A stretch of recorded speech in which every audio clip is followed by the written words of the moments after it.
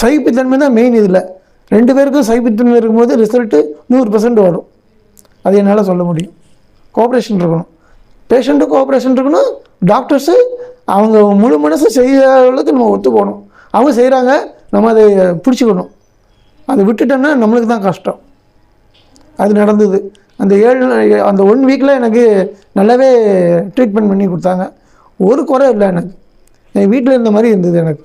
Daily காலையில் இரவு 2 வேளை ப்ரஷ் பண்ணுறோம். அப்புறம் வாய் நல்லா கொப்பளிக்க சொன்னாங்க, அதை கொப்பளிக்கிறேன். மீதிப்படிக்க எனக்கு எந்த குறை இல்லை. ஐ எம் வெரி பர்ஃபெக்ட் இதில், இந்த விஷயத்தில். இந்த பல்லு கெட்டுனதுனால இல்லை, இங்கே போனதுலேருந்தே நான் வித்தியாசமாக இருக்கேன். அது எனக்கு ரொம்ப பிடிச்சிருக்கு. நான் இங்கே சேர்ந்தது ஏதோ ஒரு அனுகிரகத்தில் வந்தேன். இந்த அம்மா பார்த்தேன். இந்த அம்மா பார்த்ததுலேருந்து இங்கே சொன்ன விதத்தில் எக்ஸ்ட்ரா எந்த கேள்வியும் கேட்கல.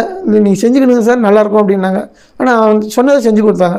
எனக்கு கரெக்டாக இருக்குது. மன திருப்தியோடு போனேன். நான் செலவாளை பற்றிலாம் நான் கவலைப்படலை. அந்த அம்மா சொன்னதில் இது நல்லாயிருக்கும் செஞ்சுருங்க அப்படின்னாங்க. நான் செஞ்சேன்.